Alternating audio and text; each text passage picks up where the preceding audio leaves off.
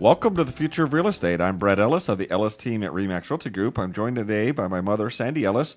Sandy, we were just at the 5-star REO Short Sale Summit this last week and learned a lot of interesting things. One of the reasons we signed up for that is 5-Star Institute is one of the premier education places for both banks, asset managers, appraisers, and real estate agents in terms of what's going on and how banks are disposing of properties. But we really got into a nice collaborative discussion on short sales and REOs and kind of where the overall industry is going.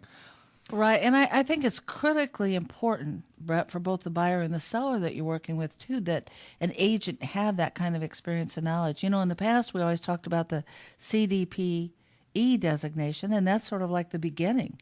You know, for us, that's the first nation that we got in REOs and short sales, and now the 5-Star Summit is just one step or maybe 4 more steps beyond that. Well, I want to get into some of the things we learned at the summit, but I saw an article that talks about, it just came out this week, the TransUnion said that they track customers that are behind or delinquent on their mortgage payments. Right. And those that are at least 60 days delinquent have risen now to 6.89%, and it's been going up precipitously.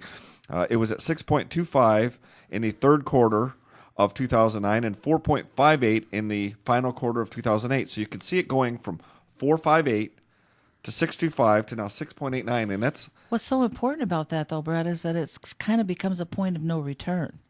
You know, once people get that far behind on their mortgage, chances are they're not saving that money that, you know, they're not able to save it. They weren't able to make the payment. So they've used that money for other necessities, maybe food and groceries and utilities, and they're not saving that money. Statistics So they bear can't that out. catch up. Once you go 30 days behind, if you didn't have the month payment the first time, you're not going to have the 2 months and the late fees the second time. And if you go 60 days, you're not going to have 3 months payments, the late fees, penalties, and all of that. So, you know, and I think one of the things that came out of this 5-star conference was that they've been speaking with banks, and banks have basically said, okay, 2009 was the year of home retention. They followed the Obama plan. They thought they would try to keep people in their homes. What they're realizing is that's not working. That's exacerbating the problem.